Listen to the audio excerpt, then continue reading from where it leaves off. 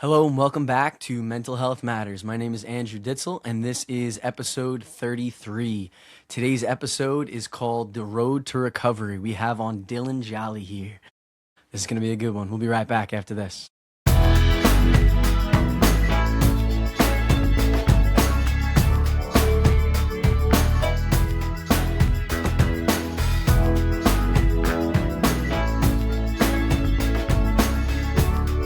All right, so I just gave Dylan a brief introduction here. We got a good episode today. Dylan, thank you for coming on. I appreciate it, bro. Thank you for having me, dude. For real. Yeah, it's exciting. I think we got a lot of good stuff to talk about today that people can relate with in the mental health world. So we're talking recovery, the road to recovery. And to start out with a more simple question, or a simple question but a complicated answer, I think, is what is the hardest part about recovery? For me, most just don't get high, really. But, the hardest part about starting is really just that first day. Like, that first 24 hours, for me, personally, was the hardest part. That's why normally, I had gone through multiple different periods in my life of actually getting clean. Like, I've had 6 months, a year and a half. It's since I was 16 years old up until, now, I've had these periods of, sobriety that just... I would always go back out, and that first 24 hours for me was always the hardest. That's why, I would go into, rehab, because once I was in there, you don't have a choice to get high. Yeah, sure, you could leave or whatever, but anytime I went into rehab really was my goal of, all right, I wanted help. Consciously or not, whether it was really a conscious decision on my part to actually, really, am I going to do this or not, is all right, well, for the next at least 30 days, I can't get high. So when I get out of here, I have a running start. You know what I mean? Now, for me, always time helped. It was way harder for me to decide, I was going to use again once I had some time under my belt. Because I felt like I was really throwing something away. When you have, a day or two, it's kind of easier to be fuck it, it's just a day or two. Right. Let's just roll it back. I can get another day or two. Who cares? But, having a little time under my belt was... made it a little easier. And what always freaked me out about really, being in recovery was the idea of never being able to get high again, never being able to drink again, mostly. And how am I going to live a normal life with my friends going out to the bar and doing all this? And I couldn't think of it being forever. It really is a day at a time program. That was the, take it. My sponsor in the beginning was if you got to take it a minute you got to stare at the clock and take it a minute at a time. Do it like that. Whatever helps you get through that day. He's but I went to Narcotics Anonymous, and their big thing was, they have a book. It's really called Just for Today. I have it, actually, it's kind of corny, but I literally have it tattooed across my chest. It's backwards, so no one else can read it. I forget that sometimes. And you look in the mirror and you can see it. So I can see it. That. When I told my tattoo artist I wanted to do that, he 3 times over went, "Are you sure? No one else can see this, right? It's not a little. It's from here to here." And it's funny because I forget that it's backwards. And I was talking to my buddy the other day. I'm at the paintball field. I'm I have my shirt off. He's looking. He goes, "That shit backwards?" I'm "Yeah." You can't read that, right? It's for me, dude. He goes, "Oh my god, you're an idiot." That's great. I love that. Yeah. My brother tried talking me out of it, and then later on, he's like, "I actually really like that. That was actually a pretty cool idea." Well, something I love that you said is it was almost like a running start. Yeah. Right? You have those 30 days and you're all right, I got 30 days under my belt. Gives you a little momentum to be all right. Grace period. Yeah. And I think it's also important to understand the fact that when you do go to rehab, you have no choice. Yeah. There's no access to be able to use. I mean, some people find a way, unfortunately, which is crazy to me because, there's people that will get mandated or whatever, they're doing this to get out of jail. So there are guys that will sneak in drugs. And when I was, a fast forward, third time I was in rehab. So I was 19. This is when I was out in Arizona. I was out there 6 months. Okay. And if you do really well, after 2 weeks, there's phase levels. So it's phase 1, 1.5, 2, 3, and 4. So when you get to 1.5, you move to the other apartment, which is right above the other one, and you get your phone back. I asked immediately. I was what's the earliest someone got their phone? Yeah. Because I just wanted it back so bad. At the time I was with, my high school girlfriend, it was a nightmare. It was just, Like I need to be in contact with her. That's all I wanted to do. So I was like, what do I have to do to get, like, just be a good boy for 2 weeks? I can get my phone. Like, that's it. Yeah. Be like outstanding. So that's what I did. And I remember first week I was there, they had staged, way to, there was a liquor store that was like, because we were in like this apartment complex essentially. It was like 4 little apartments and like this little like condominium that they had. Okay. At this place I was at. And they also had a house for once you get to like phase 2. You get like a job and all that, and then you wow. the house. Okay. Yeah, so this was kind of like a multi-step program, this place. And so I remember they started convoluting, had a plan, they've done it before. This one of the kids that was there had already been there 3 different times. Like, he had a plan to go get the alcohol. And I was there the whole time listening, hearing the plan, going, fuck, am I really gonna, drink with these guys? Like, I knew they were gonna get caught. Someone's gonna blow it. There's 8 dudes trying to plan to get drunk. Like, you're not hiding that in this house. You're not hiding it. They planned it. I was there the whole time. I knew exactly what they're gonna do. And when they came back with the bottle and they started drinking, I didn't take part in it. I was like, I'm here. At the time, too, like, besides, just wanting to get my phone, like, I had went out to Arizona really wanting to get clean this time. Like, I was like, I'd already been through 2 rehabs prior. I'd been struggling for a long time. Like, I really did want it. So I was like, there was no point. I'm out here already. Like, yeah. Why am I going to drink? Like, what was even the point of me coming all the way out here? That's what I'm thinking. Is like, you're going to travel that far to get high. Just to blow it like that? I'm like, why did I not just stay home? Like, yeah. I could have done this in the confinement of my house. Be comfortable instead of being in the middle of nowhere. Like, right. I have no idea where I'm even at. Yeah. So, and I remember they ended up getting caught later that night, and the counselors came up to me and said, did you know about it? And I said, yes. And they went, well, why didn't you tell us? I go, I'm not a snitch.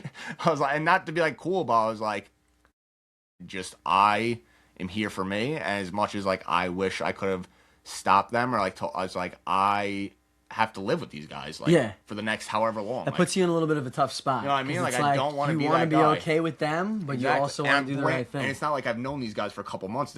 I've known them for a week. Yeah. Like, I don't know I don't know who they are, really. Like, they're going to beat me the fuck up right. while I'm sleeping. Right. Like, I don't know. So I was like, listen, like, I just didn't feel like my place to say something. I'm here for me. I want to get better. And sure, so next week I got my phone. I got moved up. I was like, and that was also, like a kind of a manipulative part of my thinking was I was like, I kind of hope they get caught and they do this, because then, especially if I didn't drink and I knew, I really look good, It's like, this is my thinking, like, how could I was like, all right, fuck, you guys could do this. I'm like, it's just going to make me look better. Like, so that was kind of my selfish thinking in it as well. You know? But I think that when you say the word selfish, I think that's really important. Well, you have to be. You have to be selfish. In that scenario, especially, Yeah, I mean, and not only, I think about being selfish just in life in general. I feel like a lot of times I am not selfish enough. Like, I'm not looking out for myself. Like, in that situation, you easily could have been like, whatever, I'm with the guys, have a couple drinks, whatever. Before you know it, you're not getting your phone, you're not going to the next step. Now I'm just in trouble now. I'm like, and you came all the way to Arizona for what? Like, it's not like I had to, the 2 other rehabs I went to prior were on Long Island. Now I'm across the country, and you know what I mean? And even before I got to that, crazy enough, before they sent me, because at the time I had different phases of every time. So, like, the first time I went, I was like just drinking and smoking weed, and there's escalation, and when it comes to like addiction, they always say like, progression. It's always, it never, 90% of the time, it never is just like, oh, you just are really bad with pot and you stuck it with pot and like you're just a bad pot. It's like, all right, well, what's the next thing? What, pot's not really doing it for me. The drinking, coke, pills, whatever. So for me, there was that, that progression. It started with coke for a little while when I was about 18, 19, going into college, and then I remember I had like this epiphany moment of being like, I'm done with this, like, I'm done.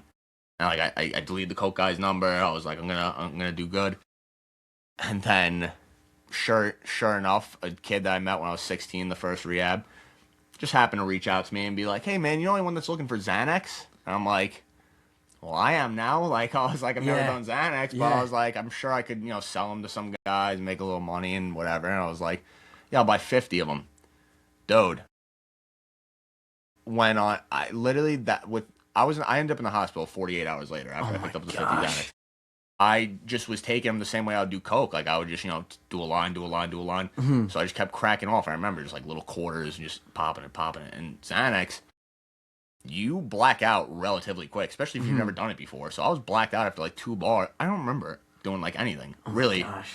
I had a complete brown out moment. It's like, this is like a, I laugh about it with like, my family now, and like, you try to find humor in like these really sad times. Yeah. Like you got to. Like my mom always said, if I don't laugh, I'll cry. It's like kind of sad that that's her motto. You gotta choose now. With me and my brother especially. But so at the time, I remember I picked those up.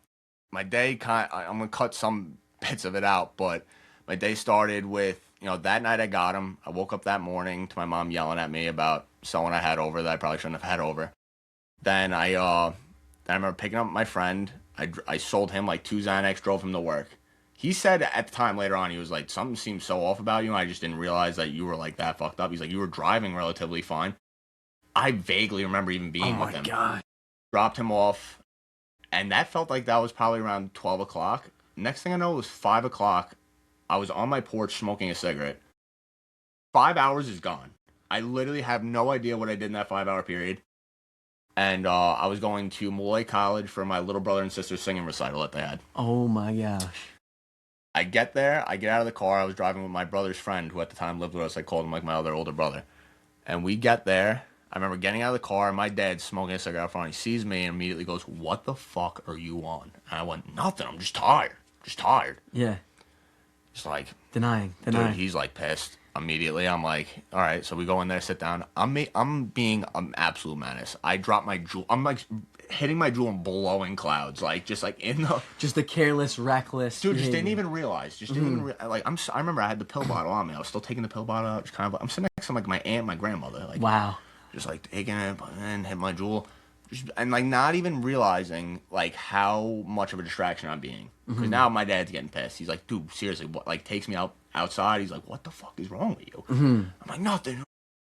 Sits me in the back of the auditorium now, me and him. And then we end up getting in a fight again, takes me out.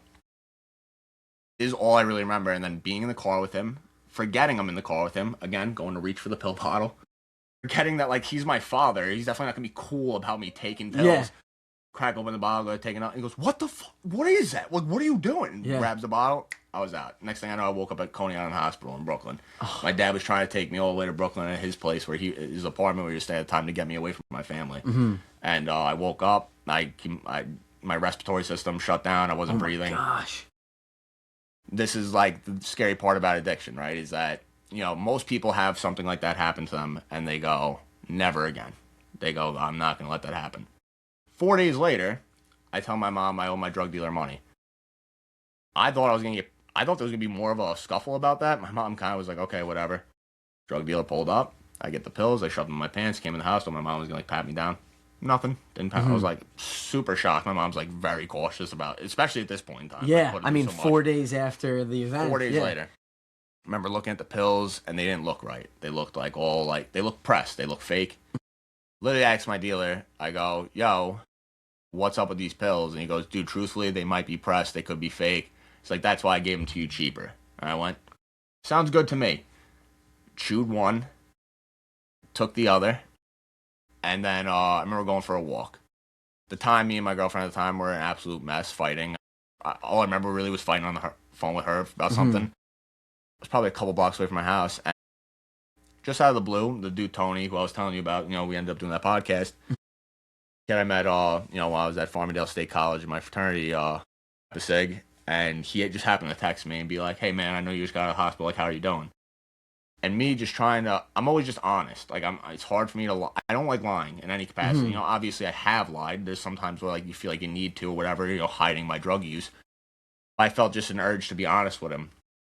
And I told him I'm not doing good. I was like, I fucked up. And he's like, what did you drink? I was like, I didn't drink. Calls me. Goes, what did you take? I go, I got more Xanax. He's like, where are you? I'm like, I don't know. I was like a couple blocks away from my house. I was just walking. I already was like blacked out. I didn't really know. He's like, sit down, send me your location. Dude, I send him my location. I vaguely remember him pulling up with a couple other dudes that were in the car with him as well from my fraternity. They dragged me into the car. Then I remembered sitting on my front porch, them banging on the door, and I was out. again, woke up in the hospital 24 hours later. They had to Narcan me. It was fentanyl. Oh my gosh, Yeah, dude. fentanyl. So now it's like, all right, 2 times. So now, since it was two overdoses back to back, they didn't even give me the option to go home. Now they think I'm suicidal. I'm trying to do this. So I got sent to St. Catharines. I was there for 2 weeks, and this is when they started my, like, at this point I think I had already started taking like antidepressants. Like they put me on like Zoloft and stuff like that. I'd been on and off it for a couple of years. And but this is the first place where this is the second time I've been to a psych ward, but this is the first time where I was doing like a long stint there now. Like they kept me there like 2 weeks, and over that period they just, especially with like it being like as real as this time was, being like I just pretty much died twice, that they were going to put me on just like various medications. So I was on Zoloft, Depakote, gabapentin, Araquil, Trazodone. They put me on everything. Loaded you up. I remember being 19, coming home. I had literally, like, I call it like the old lady pill case. Yeah, Like, I know what you're talking about. Yeah, you had it all the days of the week. Nuts, yeah. Nuts. And again, like now I'm just like taking these. I don't really know what's wrong with me. I just, I feel depressed. I'm suicidal, whatever. Like I just hated I was just angry. Like I just felt like. Well, I mean, going through all that that alone, that experience is a lot to handle. It was weird because, again, like that happened to me, and like at the time, I was so just angry with my life. Like I was so upset. I didn't even take a second to like consider what that was like for my mother, my father, my siblings. Yeah. Like I was so far gone mentally where and this isn't who I am. Like this isn't generally the type of person I am. Like despite even, drinking and using and like I was always kind of like, we talked about it earlier before we started. Like I was always kind of like self-aware and like morally correct, where like I always cared about other people, but like Xanax stripped me of that. Right. It just made me this angry shell of a human being where like I didn't care about anything or anyone. And it's crazy that like that drug is just prescribed to people that are like, oh, I have anxiety, I can't get on planes. Like that's the thing I think of is planes. Yeah, it's disgusting. Now, like that drug shouldn't be given to anybody. Like I had a buddy way back when that was prescribed it from a young age, like 14, and he was just taking them like Skittles. And I'm like, that's insane to me that you could give this to somebody. Like truthfully, I think it's more fucked up than people even being on like heroin and everything. Like heroin, you're messed up. Like Xanax, you think you're fine. You have no idea that you are being this. You literally black out. I used to see memes all the time where it was like me before I took Xanax, me after, and it's like I forgot what the picture was from, but it's like a dude with just like a cape and like just like a bunch of like, it looks like you just stole a bunch of random shit. Yeah, like, no idea what's going on. You just get literally called sticky fingers. Like you just start stealing. Like it's just like you don't even realize you're doing it. You walk into a store and you walk out with candy bars and everything, and like you literally don't even know you're doing it. It's just you're gone. You're gone, and it's so scary. Dude, that is scary. Not remembering what's going on. It's like a complete black. Like I had, periods of where, I drank a lot. Truthfully, from drinking, I don't think I've ever truly blacked out. I would call them like brownouts. Like things are fuzzy. I remember where I was, who I kind of talked to. I don't remember like specifics, but I have like brownouts. Even I never remember like blacking out. Xanax, you take like one of them, and you don't remember half your day. You're like, I don't even know where I was. It's completely different. I don't different. even know how I got home. Yeah. That's terrifying. I was driving. I'm like, how did I get home? And you're driving a car. Dude. Yeah. It's insane. It's insane that that's a drug that's allowed to even be on the streets. Like, I think it's like criminal that doctors even prescribe. Yeah. I don't care how bad your anxiety is. Like, that's worse. And it sounds like the only reason that you got your hands on this was from connecting with a guy who actually reached out to you. In rehab. That's the crazy, like, this is going to sound like I'm talking horror, because I remember my boy Tony, I remember him saying, like, he had a thing, like, he was against rehabs, because, like, well, people just go back out and use anyway. I'm like, that's not the point. They're not supposed to cure you. You're supposed to get tools to learn how to become a productive human being, deal with your addiction, and, have these new outlets. Unfortunately, though, much like anything in life, you can find anything if you're looking for it. Yeah. It doesn't matter. Or even if you're not looking for it. You said you weren't looking for it. It came to you, right? Yeah, so dude, that's so crazy. Yeah. And a word that I used before is access, like having access to something. Yeah, one way is you can go get it, but when it's coming to you too, that's even more scary. And that's the problem. Like I remember, so like being 16, getting sent to that first place.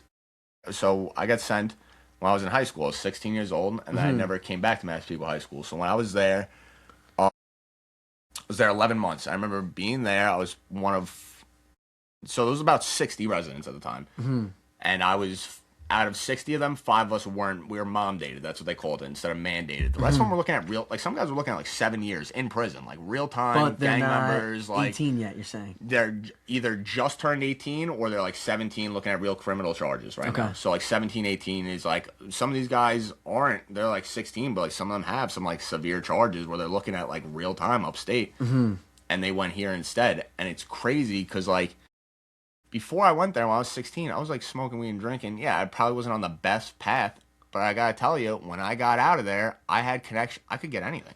That's what I'm thinking. Now you're around all people who have all this access. If I wanted to, I could have gotten a gun. I could have literally gotten anything if I wanted to. And like that, what was terrifying about it, because when I first went in, I didn't really think I had a problem either. Like, I was 16, I drank too much one night, and my parents, I had already been an outpatient at this time. I got sent into outpatient, which is like, you just check in once a week. They drug test you. I was like 15. And again, was just smoking weed. I got caught a couple times. But my older brother, he's 5 years older than me. He had gotten in trouble a bunch already. So my parents were worried that they just saw me going down the same road. So they were trying to like nip it in the bud. And so like the outpatient didn't really work. Kind of fell out of that. And then, yeah, when I ended up drinking too much one night, went to the hospital. Nothing crazy, just the IV in the arm to hydrate me. I was, I think I drank like a 4 Loko and whatever. I was 100 pounds soaking wet at the time, probably. So like, 4 Loko will do you in. Before the games. Yeah, way before the games. I was like that back then. So, dude, I still have, no joke, my date of entry photo and my date of graduation photo still from that first rehab, and it's scary to actually see the difference, because once I got in there, I was working out 11 months. Like, I was huge or nothing, but like, dude, my face filled out. When I went in, you would have thought I was like some crackhead. Like, I, for real, like, just skin and bones, like, just didn't eat nothing. And it's like crazy, but, fuck, I forgot where I was just going. No, I had a good question based off that is, do you feel like you took some of, and I guess this really is the point, took some of those habits from being in there and used them outside? Well, here's the thing. So I remember while being in there, like, I learned a lot. Like, don't get me wrong. Like, again, like, what sucked about being in there is that there was kids that obviously didn't want to be there, and they made it a nightmare. Like, it was military based, like, run. Like, 6 o'clock, wake up, be in a line, stand still, don't talk, clean your room, make your bed, like, hospital corners, the whole 9. Like, you had, it was structured to the T. Minute 30 to take a shower, minute 30 to take a shit and piss if you had to. Like, dude, crazy. Like, someone outside the door being like, minute 10. Like, they had the clock on you? Like, it was just like a mental clock. Someone's counting. Dude, so it was nuts. So, like, everything was, and you had kids that just, obviously didn't want to do any of this and would just fight tooth and nail. And essentially, it's just a trickle-down effect. Like, the more they're disrespectful and not listening, and now they're holding up the line that much longer. Now we can't just get to, PE and go do whatever. They're just holding up everything, and they don't realize how much worse they're making it if they don't just, like, comply. Just like, yo, if you don't want to be here, then go do your 6 years upstate. Like, you're such a tough dude. Go do your time, please. Yeah. Like, stop making my life miserable here because you want to be a tough guy. Like, if you were so tough, you would just walk out that front door. There's no locks. Yeah. Like, stop being the tough guy. It's like, oh, fuck you, fuck this counselor, whatever. Yeah. They're just making it a nightmare. You try to do the right thing. And, I was doing well in there in the beginning, and then I remember they would have, outside meetings come in. So, like, people from, like, Alcoholics Anonymous, Narcotics Anonymous, they would come. They'd call it H&I, hospitals, institutions. Group members will come in to, a rehab or a hospital or whatever, and they'll come, bring a speaker, and they talk. And again, like, I would be respectful as possible. I would listen. But my thought the whole time sitting there listening to these stories was, I will never be like you. I am nothing like you. I'm going to get out of here. I'll be fine. Be like, yeah, I'm a little messed up. I got some issues. Sure. But I'm not an addict. I'm not an alcoholic. I'm fine. Yeah. I'm going to get out. I just fucked up a little bit. Like, we'll wrap it up when we get out of here. Yeah. For a while I did. When I got out, I was 17. I went back to drinking relatively quick. And for like 2 years, like, things were fine. Like, I was drinking a little bit, smoking. I was having a good time. Nothing like super severe. And And you were being a regular, what you thought, I thought 17-year-old regular. kid. You know, I just started college now. I'm like, I'm just doing what everyone else is doing. Have a couple beers on the weekend. But like, I remember this too. Like, again, something like I had a lot of good counselors and stuff in the beginning that like really opened up my eyes. Even back then, I was willing to be, despite thinking I really wasn't an addict or an alcoholic, really I would give it a shot. I would let them, you know, take in some of the information they were giving me at least. Whether I had doubts or not, I would hear what they had to say. Right. And I remember something that was very profound to me hearing was, it's not the amount that you were using or the amount that you were drinking. It's not the amount that's a problem. It's what happens when you do and the obsession and the compulsion around it.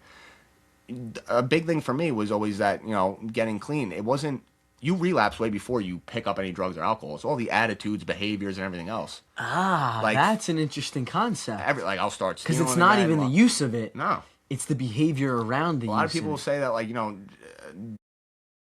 the addiction part, like, the drugs are just a symptom of, like, addiction. Like, that's, like, not the big picture.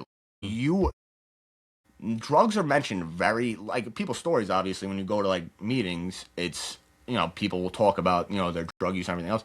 But that's not what, like, in the 12 steps, I think, I wish I remembered more now, but the only time drugs or alcohol is mentioned is in the first step, which is we admitted we are powerless over our addiction, that our lives have become unmanageable. So it's not even drugs again. It's just addiction, actually. It's not even mentioning it. It's just literally there's a whether it's a chemical imbalance or whatever it is. Like, there's something in my brain that is causing me to become obsessive and compulsive, whether it is about drugs or, you know, I could relapse in many different ways, whether it's, you know, I just start stealing shit again, could get that little rush going. Like, there's plenty of, like, you know, I start lying again, you can start cheating, like, all these things. Like, it's all the attitude and the behaviors around me using drugs or alcohol at the end of the day is ultimately what's going to, you know, send me off that cliff. That's going to be the final downfall. But I could be, they call them dry drunks. There's plenty of guys that, like, get sober, they haven't drank in 30 years. They're assholes. Yeah. They're miserable fucks. Yeah.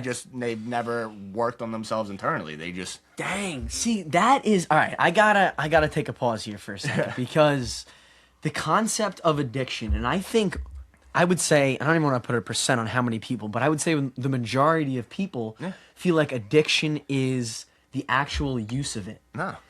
It's not. I was an addict, like, truthfully, I was an addict before I ever got high. Like, even just, like, little things from, I'm trying to think of a real specific example, but, like, this wasn't even necessarily, like, I'm trying to think, like, it wasn't, like, necessarily what I was trying to look for, but just, again, like, the way I used to think, like, being manipulative. Like, I remember I learned to be manipulative when I was 5 years old, like, and not just, like, cry, you get attention. Like, deeper than that. Like, I remember my parents got divorced when I was 10. But prior to that, I remember they would fight a decent amount. Never thought anything of it. My older brother, 5 years older than me, it weighed on him a lot more. He would see it. He would cry. He would get mom and dad's attention. So the second they started fighting, if I was doing homework, I don't got to do homework no more. Yeah. I got to fucking go do something, give me ice cream or whatever. Like, I learned quick, like, this, like, manipulative behavior of how can I get what I want and twist people around me. And it's like this, I don't know if that necessarily ties into addiction, but for me, it was just, again, like, these attitudes and behaviors. Like, like, stealing was big for me, quick. Like, I remember being 8 years old, like, at Sports Authority, I had, like, remember Quench Gum? Yeah, at the checkout. Fucking pocket green, those. Yellow, pink. The lemon ones, whatever they were. Bro, grab those, put them in my pocket. I'll be in the car with my mom, I'll be chewing gum. And next thing she goes, where the fuck you get gum from? I was just like, oh, I had this. What do you mean you had it? You're 8, you have no money. Where are you getting gum from? I didn't buy you gum. Yeah. Like, I don't know. So it's like, again, like, the lying. Just how do I get away with stuff? And then I learned early on too, again, this doesn't necessarily, but just like where I became in life, like later on, like I learned early on, which is dangerous as a young kid, to ask for forgiveness rather than permission. So I would just go do something I wanted to do and later be like, oh, Mom, I'm sorry. I didn't know that you didn't want me to go do that. Right. You didn't want me to go to my friend's house. I would just go fuck off and just do whatever. Yeah. It was easier for me, like, oh, I'm sorry. I won't do it again. Of course I'm going to do it again. Right. But it would just, because if I asked her, it'd be like, yo, I want, this. I want this candy bar. She's going to say no. I'm just going to take it. Right. Put it in my pocket. And if she sees it, like, oh, I don't even know how I got in there. Yeah. Like, just all these little things. I remember doing it like a young age. And it kind of, And I had no idea really about addiction back then. I remember my older brother had gotten in trouble already at this point and was going to AA meetings. Mm-hmm.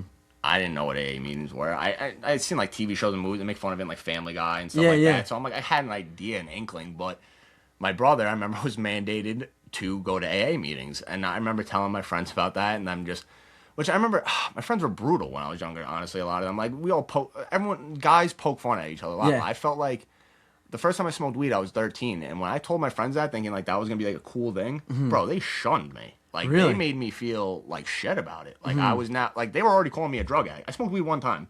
You're a fucking drug addict, druggie. They were not cool about it at all. It made me feel, very shameful, very like, and that turned me into, these are some of my best friends today still. Like, I love a lot of them. We were just brutal kids back then. Like, no one ever realized really, you just poke fun. Like, you just find something about someone, you torture them. Like, just so messed up. Like, you just did. Like, that's just what you did when you were a kid. Well, what's funny is I think we're talking a lot about behavior. Like your behaviors and your patterns. And I think a big thing connecting to mental health is our thinking pattern and how we think, how we go about things. And it's really shaped a lot with our families.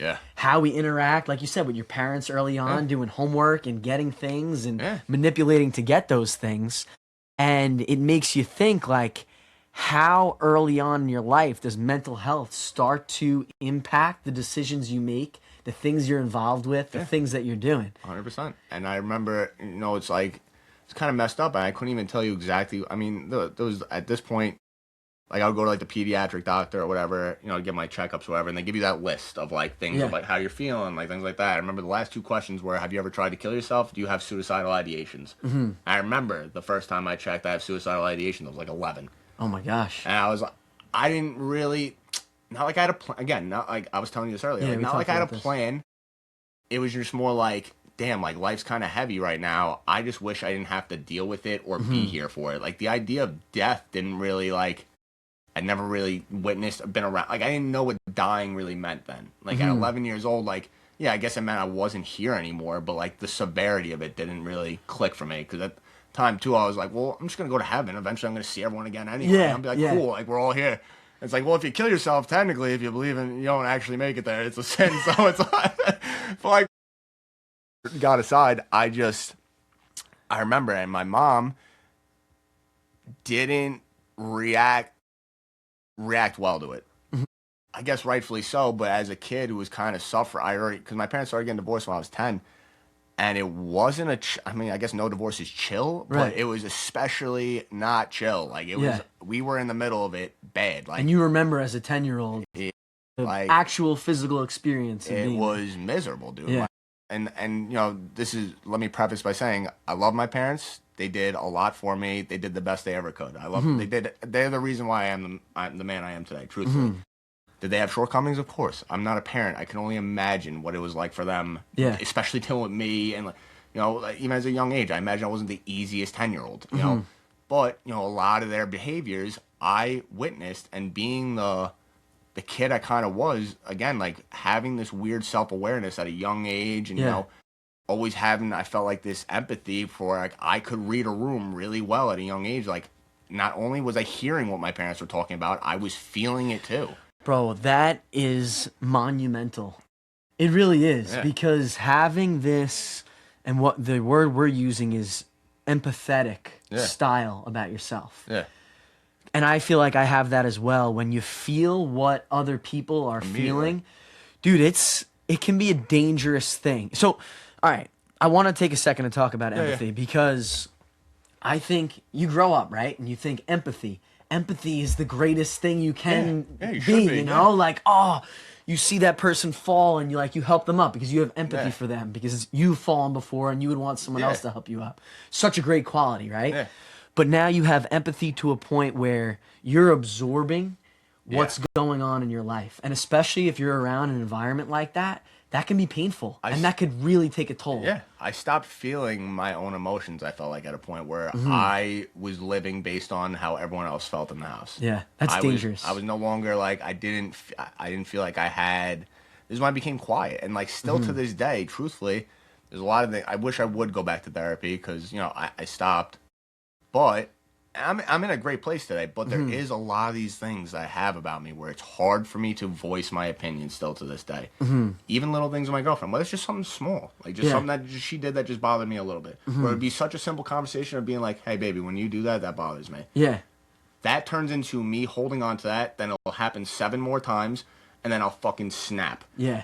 And it's now that buildup. And now I'm not handling it appropriately, and now I'm just being just rage, just anger.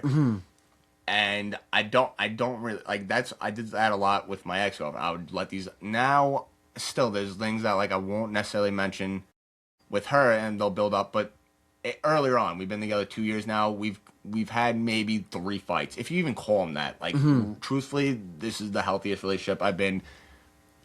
She's the best thing I could have ever That's asked awesome. for, truthfully. Yeah. And we do talk about things. We come to an understanding relatively quick, and we meet each other halfway. There's been a couple times I freaked out a little bit, but not the way I used. Like, dude, I really used to. I used to say I wasn't an angry person all the time. My sponsor, they call him Angry Fred. He's an old school 60-year-old. That's what they call him, Angry Fred. And I was telling him, I'm like, Fred, I'm not an angry person. He goes, motherfucker, you're the angriest person I know. But I'm like Adam Sandler from Anger Management. It's all right here. I voice it, and then I snap.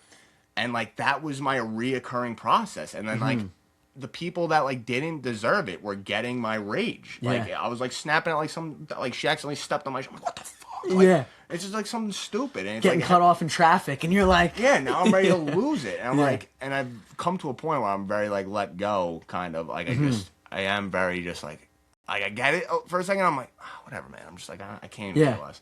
But it's still in there. Like, there's, like, 2 voices. Well, dude, it's like...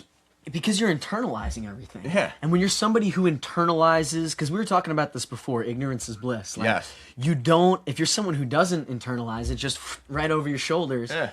But the other side is what we're saying. You're internalizing everything, and that builds up, and you eat that, and you wear that, and all of a sudden, now you're like, what do I do with all this, now and it's like not only my shit, but everyone else's. And like going back to like my parents' divorce, I think like really, because I remember, dude, like I was 10 years old, and so my dad had just finished building the upstairs apartment in my house at the time, when my mom finally decided to, want a divorce.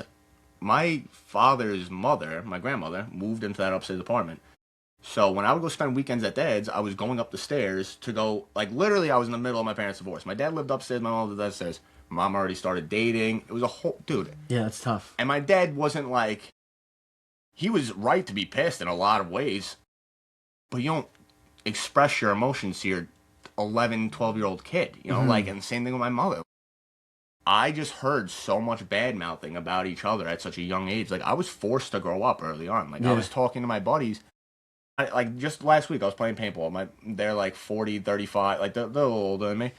And I'm talking to them, and one of them just goes, Jelly, how old are you? I'm like, 27. They go, wait, what? I was like, I thought you were way older. Not that you look older. Just, like, the way you talk. And I'm like, dude, I had to grow up early on. Like, in a bad way where, like, I didn't learn a lot of good things early on. I just had so much emotional weight on me from other people. It wasn't even mine. And I was like, I don't want to deal with this. And I wish I could take away their pain. But, like, I can't. Like, I don't know what to do. That is a serious mental health topic. And, guys, if you're tuned in right now, this is a big mental health thing that is super important. Because when you're absorbing all that and you're taking in other people's problems, it's unfeasible to conquer them. It's impossible. Because you can only control one person, and that's ourselves. And I'm now empathizing with you because I get it. I understand it 100% of being around that and like being around a person that's really just, there's no answer or cure or solving. And really there is no solving because they're dealing with their own situation and you're dealing with your own, but you just, especially people who are really close to you in your life, right? Your mom, your dad, this is probably two of the closest people in your life. And the only thing you probably want as a 10, 11-year-old, can they be better? Can we just figure this out, like, right? Dude, I just want ice cream and like I just want to hang out and watch a movie. Like, let's go to the beach and chill out. It was just bad, dude. And, like, there was just a lot of fighting and like, not to say it's again like I think like there's addiction runs in my family. I have aunts, uncles, it runs. Like my grandfather, my mother's father, who I never got to meet, he passed away before I was even born. was a bad degenerate gambler, alcoholic. So like I believe addiction is hereditary as well. It does run in your genes, unfortunately, and so like despite even that stuff that I was dealing with them, and I just think I was predisposed to having this disease, unfortunately, just again with my thinking and everything else. So by the time I went away when I was 16, just I again, like I kind of had an idea that like maybe like I did belong, but like just the denial aspect, right? And then like, so again, I like truthfully, I remember that feeling of being like, I'll never be like you. And then they say, you draw the line in the sand. You draw the line in the sand. Like this is, I won't cross this line. Remember again, I was 17 or whatever. Well, actually, even before that, I did coke once before I went to rehab when I was 16. Someone had it. I remember sitting there going, nah, not for me. I'm not gonna do it. Funny enough, actually, Kenny Wing. Not that he didn't do coke. That was not where I was going with this. I was 14. I remember I had smoked weed, and he was one of the people at the time I was friends with. I remember him approaching me and him giving me that speech of like, dude, progression. Like, bro, this is what they talk about in health class. Like, you're going to do this. Next thing you know, you're going to do coke and all these things. I was 14. I was in the bathroom at Ames High School. I remember running into him and having this conversation vividly. Me being like, dude, that's fucking dumb. Like, I'm not going to do that. Like, I know how bad that stuff is for you. I'm not going to do it. Now I'm at Sunrise Mall, 16 years old. Someone has a big bag of cocaine in front of me and they're just offering it for free. I'm like, if I smoked them up, I had weed. I remember saying no, and one of the kids that I was, friends with, I won't say his name, but one of the kids I was friends with at the time was like, I'll do it. I was like, well, this fucking moron does it. Like, I have to do it. Like, I'm way cooler than him. Right, like, I gotta peer do pressure, right there. So I did it. I remember, but dude, crazy enough, it's 2 years later now, from 14 to 16, and I gotta tell you, right as I'm about to go do that bump, I'm seeing Kenny right there. Yeah. You'd be like, dude, the progression, like and immediate just guilt and shame the second I did it, but I also really liked it too. Yeah. I'm like, so when I went into rehab when I was 16, again, like I still had that denial. I was like, this isn't going to be me. When I got out, I was living relatively normal. Let me actually backtrack again one more time because I was telling you, I can't remember if I told you this before or during when we started recording now, but one of the counselors I had, and he was talking about not the amount you use, right? Yes. Like not the amount, it's not how often, it's the obsession and the compulsion. Yes, right? That's what we were saying. Yeah. So I remember being 16 in rehab and hearing these people's stories, and then after hearing that from that counselor, going, well, I remember sitting in class because I wouldn't drink during the week, but I remember thinking, all right, Monday, 4 more days. Friday, I'll go get a Four Loko, and then we're all gonna drink at Sunrise Mall and have fun. Right. Then I have sex. Like I remember just. I couldn't wait for Friday so I could drink. Like, that's all premeditation. Every class I was sitting in, just be like, all right, like, literally breaking down to be like, all right, there's 9 periods. That means I got to do 54 more periods before I could, like, literally, like you that. Had a plan. You were writing it down. Yeah, I was like, all right, we're at 3rd period. That means I only got 40 more periods to go during the week before I can start drinking again. Like, that's like literally was the thought. And again, that's the thinking pattern of how can I get back to that place? Exactly. And like, that's just like like everyone always thinks like they think addiction and like they just see people getting high and like using it. There was so much leading up before that. Like there was so many other things, and that's what it was for me. Like there really was just all this other build up. Because when I came out and like I think I did as well as I did for the first like really wasn't even 2 years. It was like a year and a half. I was doing decent. Everyone was drinking. We were having a good time. I was doing decent because everyone just around me was doing the same thing. But as we like got older slowly, like by the time I was 19 and I ended up in rehab again after I had overdosed twice, and then after I ended up in rehab again, when I got out, like there was no more like my friends being like, hey dude, you want to go? Like now, like all those close net friends I had from elementary school were like, hey man, we're not really cool if you're out drinking. Like you can come, we want to hang out with you, we love you. But like, dude, maybe you don't drink and stuff. I'm like, yeah. And then I wouldn't, and then slowly, start doing it behind their backs, and then trying to convince them to be like, dude, it's different this time. Like I'm fine. I'd be like, all right, and then I would end up in rehab again. Yeah. Went out to Arizona a couple months later, and then when I got back, I had about a year clean. I was doing really well. I remember I was with my brother.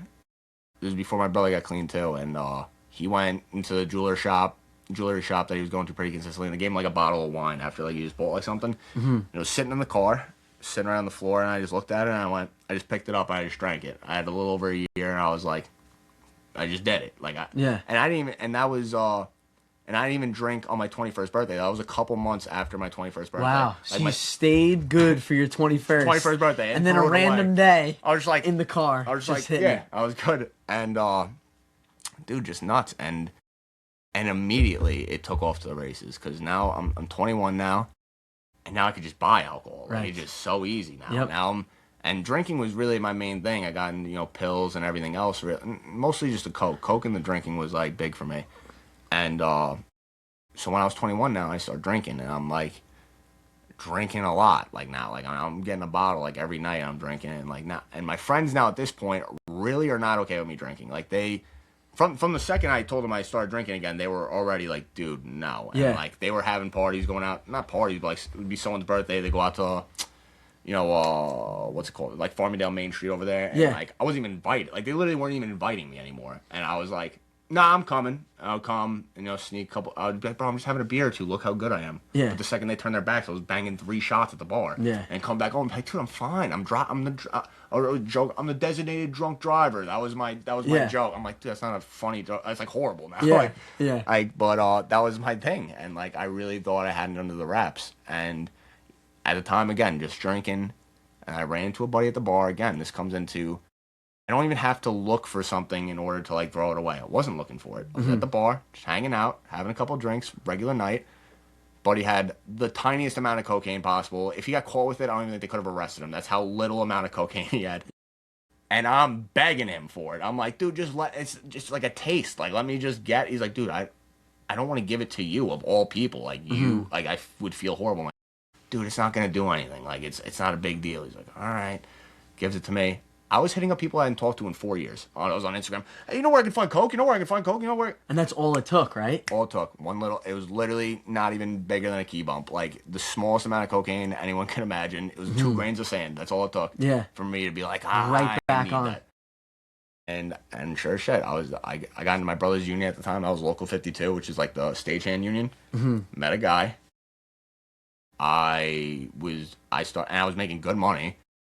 And I was making about $1,800 a week at the time, and every dollar of it was going to cocaine.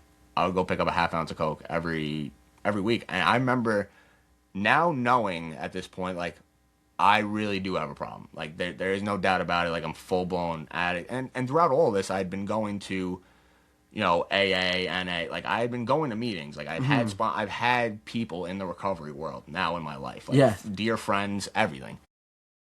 So, like, I know exactly where my life is headed. Either I'm going to die or I'm going to get help. And at the time, I really just thought I was going to die, and I was okay with that.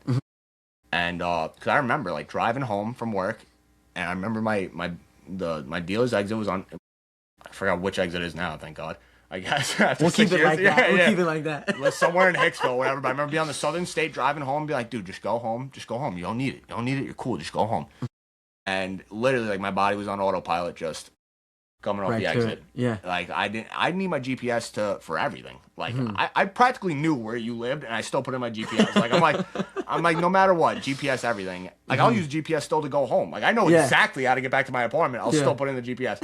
My drug dealer never needed to do that. Knew exactly how to get there. It was like, ingrained in you almost, right? It was horrible. I think about repetitions, like that's how you get good at something, or that's how something becomes ingrained in you, right? Good at do it over and over again, right? But it's so scary because you're right. You don't even need your GPS. It just happened. Like, I still use it. I've been working at the same job site for 3 years. Still put in my GPS. Truth, I was telling my landlord this the other day. I'm like, if I didn't put it in, I actually don't know if I can get. I'm so used to just following the GPS. Yeah. My drug dealer's house, though, I knew I could have gotten there from anywhere, anytime. I would have found it. And again, it's here, right? It's that thinking pattern when it's almost like you need it. Yeah. And I don't understand personally myself, but that's the thought that I'm getting is like, it's just happening. So the final straw, and again, like, this is something that's like, I'm so grateful for the amount of people I have in my life, despite all of, I wasn't always the greatest guy. I messed up just as much as anyone else, if not more, you know. But I had so many people in my life that genuinely cared about me. And so my last run is what I call it, really, before I, went to rehab that last time. I was 21. It was Leprechaun in Main Street, Farmingdale. So the bars open up 11 o'clock in the morning. Full day. Full day. I'm there. I have about probably 10 grams of coke on me. I'm selling it. I'm doing whatever. It's all bad, like super illegal. Especially, well, cocaine is super illegal, but on top of that, I have it bagged out separately. So like if I'm caught, it can't even be a matter of like, all right, you have coke. It's also distribution charge. So it's like I'm looking at like 7 years if I get caught with what I have on me. Mm-hmm. So I remember I'm there from 11 in the morning till 3 in the morning. Wow. It's 3 in the morning at this point. I'm trying to drive home. Jacob, I'll name drop him because so Jacob took my car keys at one point, and I was pissed because I wasn't even the one driving my car home. I was already in the fucking ringer with my parents because they had already. I kept throwing my fucking clothes in the wash and bags of coke, which I was even more mad about. Now that they found the coke, was that I kept losing coke. I kept forgetting to take it out of my pocket. Because at that point, you're just thinking. I'm like, yeah, I'm just such a fiend. I'm like, dude, that's 2 grams right there. Like, how do I fuck up that bad? Yeah. Like, I didn't even care that they knew at this point. Like, they wanted me to get help, but like I didn't even care if they kicked me out. Like, I was like, I would have lived in my car. I don't give a shit. Like, I just was so gone. That's how intense it was. The grip it had on me. And like, cocaine isn't like like heroin's like a physical withdrawal along with the mental of, just the disease of addiction. But like cocaine is like really just such a hard mental like it's like this craving unlike anything I've ever had in my life. Like your body makes you think that you really need it. And I couldn't go a second without it. And I remember being at the bar. Now it's 3 in the morning. Jacob has my keys. My other friend was supposed to drive me home. Drive me. Literally, they lived around the block from me, so they were gonna, drive to their house. I was gonna take my car, then go right around the corner, go to my house. So my parents didn't know I was like out drinking and fucking up. And Jacob wasn't okay with that. He's like, I don't want you driving. I don't want you sitting in the seat. He's like, bro, you've been here for almost 24 hours at this point. Yeah. Drinking, doing. He's like, you think I'm? He's like, at this point, I don't even care if you take your own life. He goes, you're gonna fucking kill somebody else, and then I'm gonna have to live with that. And I got in a rage. Now, at the moment, I thought I was being such a cool, tough guy. I was punching him in the face. I was fighting. At the time, I thought like I beat up this kid. I was like, fuck you, like you're a pussy. I beat you up. He didn't throw a single punch on me because he was just being a good friend, and I was being a belligerent asshole. And I wake up the next morning to text from him. And he goes, listen, if you don't tell your parents what's going on with you right now, I'm going to the police. I'm pressing assault charges, all this. I knew he didn't have a case, but that wasn't the point. I was like, I knew I fucked up. Right. And I was so broken at that point that, like, I realized, like, how bad I messed up this time. And I was like, all right. So, I kind of confronted him. I don't even really remember what I had told my mom. But I guess Jacob had already got her number and reached out. Yeah. So she already kind of knew. And next thing I know, I hear a bunch of cars pulling up in front of my house, and it's all my friends. They literally, I was like... It's like a parade. They literally had like an intervention, like straight up what you see in a movie. Jacob got it together, got all my friends there. The first thing I do is I see all these people. I take out as much cocaine as I can on my phone and do all of it. Oh my gosh. I'm like, this is going to be my last time. So I'm like, I gotta just like... Dude, that is crazy, yeah. Dude, I'm sitting there. I come down the stairs and, like, immediately emotional, crying. Yeah. It's a big deal. Everyone's, saying their piece, and I'm literally sitting there just crying, just bawling my eyes out. My boy Pat said something that really struck home with me more than anything, and was that he goes, dude, we've seen you throw your life away so many times, and we've heard you say you're sorry so many times, and he goes, I have no room for any more of your sorries. Verbatim, something like that. Was that like, your sorries mean nothing to me? Like, you don't have another chance. Like, this is it. Like, you need to... And something that's honestly kept me clean, I think, still to this day, was that I really realized in my life with anybody, I had no more sorries left. There was no more, oh, I fucked up again. Like, I'll get it. But like, this really was my last straw to be like, get help or just be alone. Like, I didn't want to be alone. I loved being around people despite, my use and having to hide and do what I was doing. But I didn't want to be left out either. Like, I wanted to be a part of everything. Yeah. And I knew that this was really my last straw. I remember I had still like a half ounce of coke on me. It was upstairs in my bedroom. I'd cut it all up because I was selling it and doing whatever. And my drug deal, like $800. I'm like, well, I'm fucked. Like, I'm so fucked.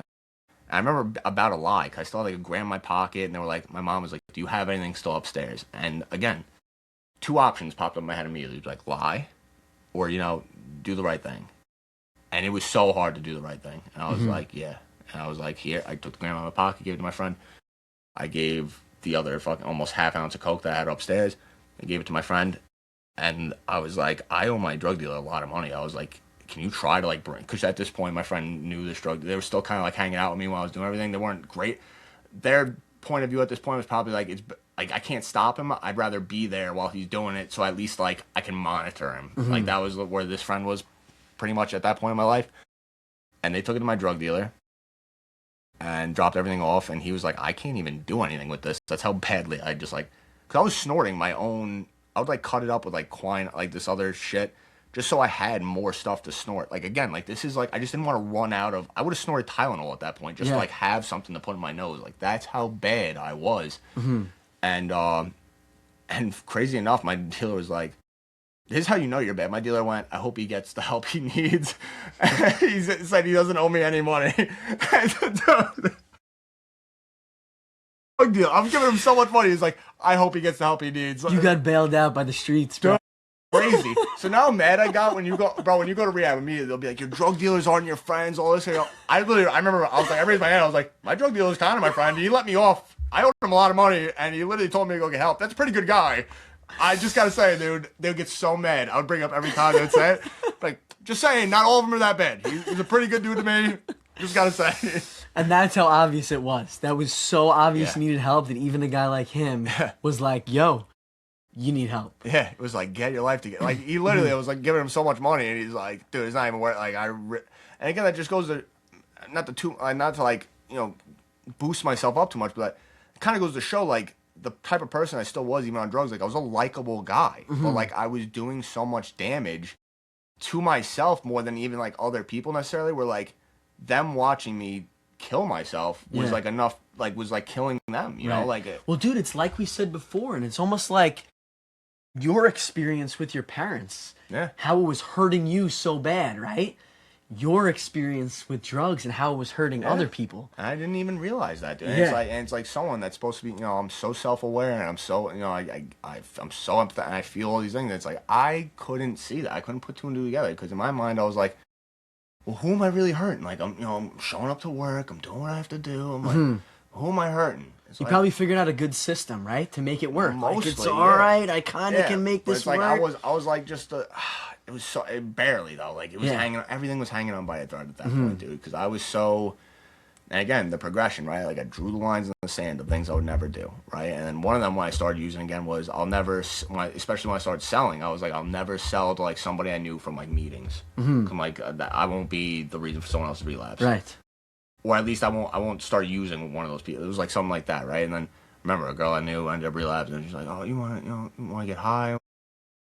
Dude, this was literally like the first line, because like I literally would make a list of rules for myself, and I was like, and sure shit, got high with her. And I started selling to people, and then like I became this fucking just animal that like I didn't, like all these moral codes that I thought I had and I thought I was living by, like they were just gone, dude. Like and again, like the progression of. At that point in my addiction, I was a matter of wrong place, wrong time. Like I didn't do heroin just because it was never around me. If me and you were hanging out like this and I was all coked up, or whatever, and you started shooting up, I would have shot up if you had a clean needle. That was my stipulation, at least then. You know, how long before I stopped caring about that? But that's where I was. I remember I just like kind of fucked up, but I remember like wanting to, like snorting coke wasn't even really doing it for me anymore. I wanted to learn how to like I wanted to shoot it up, and this guy at the time that I was talking to, that I would sell to, was, I called him Uncle Johnny. He was like a 50-year-old dude. I was hanging out at like Woody's and fucking literally the youngest guy in there by 30 years. Again, still me sitting there going, I'm never gonna be like any of these guys. I made it there 30 years earlier. Like that's like I'm 20 years old hanging out in this bar with 50-year-old alcoholics going, oh, I'm not gonna be like you at least.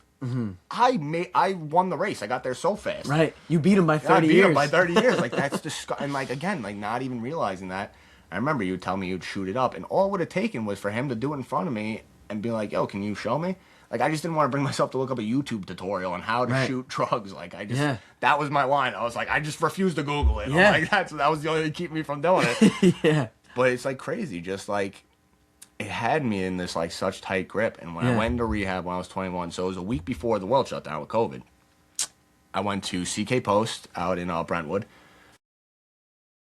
On my way there, you know, I packed up my clothes and everything like that. And when I went into, you know, they check everything, your pockets, you're practically in your underwear. They're making sure you're not bringing anything in. And while they're going through one of my pants, one of my pairs of jeans I had, they pull out $100 and 2 bags of coke. And he goes, "What's this?" I go, "Dude, truthfully, I didn't even know I was in there." I go, "Do whatever you have to do with the drugs, get rid of them." I was like, "And the $100, can you just put it in my belongings so I can get it when I get out?" He goes, 90% of people would have ran out of here with this and done it. I looked at him in the face. I'm like, "I'm done." It's like, "I'm done, dude." Like, I'm like, no one put me, like, I came here. Like, yeah. After that, because after that intervention, like, I kind of skipped past that whole part. Like, after that intervention, I went to a meeting later that night. I hadn't been to a meeting in months. Went to the meeting later that night, and I'm in the room, and everyone's looking. They hadn't seen me in a while, and they're looking at me. And at the end of the meeting, they're all coming to me and go, "Dude, what happened?" I'm like, I was shaking like a leaf. Like, I literally couldn't even imagine going another set. Because after, that bunch of coke I did right before the intervention, I didn't do anything. I got rid of all my drugs. I didn't drink. Went to that meeting, I'm shaking like a leaf. I'm craving it so hard that, like, I didn't think I could make it on my own. Like, I couldn't do it on my own. And so that's when you know. it was just so bad. And I was like, Yeah. I wanted it. I really wanted to do the right thing. Like, I knew a lot of people in my life were hurting. And I was like, I wanted to do the right thing. And I remember I was at Diego's house after the meeting. He lived right across the street from me. Sitting there, we're just like playing Fortnite. He's literally just trying to keep me distracted.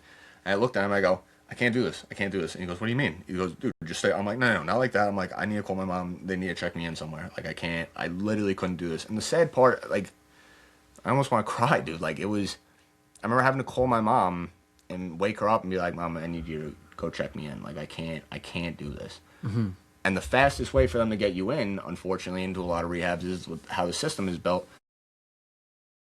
Unfortunately, there's a lot of addicts, a lot of people that need help. And unless you're a priority, which means, like, heroin's not a priority. The things that are priorities are alcohol and Xanax, because you'll die from those withdrawals. Okay. Like, you'll get, like, the shake, like, those, you'll get seizures and, like, legitimately die. Heroin, you'll feel like you're gonna die.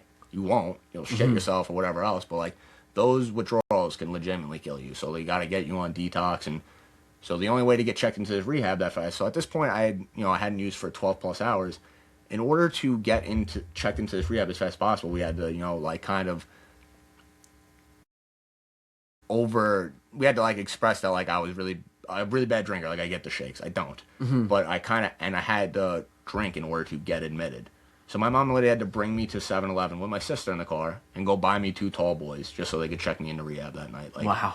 That's how fucking sad. Like, how sad, like, the saddest beer I've ever had in my life was in the backseat of the car with my mother. Like, having to, like, at this point, I don't know if she was crying or what. Like, she just literally, she was done. She was just done. Yeah. And I get to the hospital, and for 2 days they had me in, like, I don't even remember it. I literally was, like, in a psychosis for like 3 days. I was in NUMC, and I just remember I kept waking up.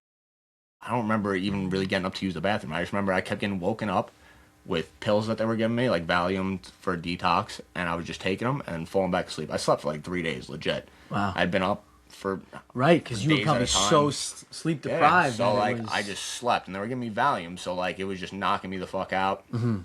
And finally they got me a room at CK Post, and my mom comes and picks me up. And again, this is where, like, my mother, she always say, if I don't laugh, I'll cry, and my mother's driving me to rehab, right? And we're kind of sitting there, and it's quiet. She's driving me on the way there. My mom turns on the radio, and the first song that pops on is Whitney Houston's "I Don't Want to Go." The song where it's like, "They told me to go to rehab." I said, no. Dude, me and my mom looked at each other, just started dying laughing, like, just, like, tears running down our face laughing. It couldn't have been more perfect.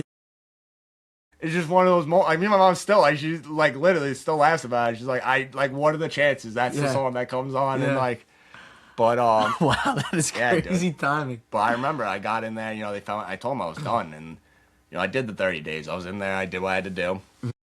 And when I got out, so the first week I was in there, it was right before the world shut down. So then COVID happens. I'm watching the news going, what the fuck is going on? Like, this is crazy. My mom came and picked me up, no joke. She had, like, a garbage bag poncho, fucking winter gloves, like, some bullshit over her face, like. She picked me up and she's like, "Listen, when you get in the house, take off all your clothes, put them in the washing machine, don't hug anyone, don't touch anyone." Like, she was freaking the fuck out. And I was like, all right, whatever. I remember I walk in the house and my stepfather's sitting there, and he goes, like, give me a hug. My mom's like, "Don't touch him." He goes, "Shut the fuck up." It's like, welcome home, buddy. It's like, hug me. And from that point on, like, I really just made the decision. I was like, I just don't. a day at a time, right? Like, Right. I just was like one day at a time. And what was hard really was right when I got home, my brother still was using at the time. And we were sharing a room together. Wow. So when I got home. Dang, yeah, dude. Like we said, accessibility to things. Dude. He's right there. And again, this is where it comes in, like that story I was telling you at that rehab to get my phone, right? Like, I'm like, I see this go. I'm like, but what do I want more out of it? Like, yeah, it would be cool to get drink right now, but then what do I lose? You know, I was always outweighing everything. Like, is it worth it? You know, I really thought about the process of like I remember how bad my first day was, and that was like something they always talk about in the program. Like, a lot of people forget about their rock bottom, or like they forget how bad it was. They start to remember the good times. I remember how bad it was. I try to remember how bad it was every day because my life is really good today, man. Like, I have a lot of good things in my life that if I was using, wouldn't have any of it. I don't know if I'd be alive, dude. Like, truthfully, like, I just don't know. Especially nowadays with fentanyl and everything. It's scary, dude. Scary. Dude, I'm happy you are alive, and I'm happy you're here, man. You, Let's Thank go. You. Yo, Thank so you said 5 years, is it? So I just celebrated 5? 6 years. March. Well, I didn't celebrate anything. Kind of really go to meetings anymore, but 6 years. March 9th was 6 years. Oh, man. 6 years, baby. How But great is that? It's kind of crazy because honestly, it kind of felt like it got here like that. Like after I turned 21 and like COVID, like that 2-year period felt like really long. Like during COVID, I honestly was having a blast. I was getting those stimulus checks, just playing video games, hanging out. I was having a blast during COVID, honestly.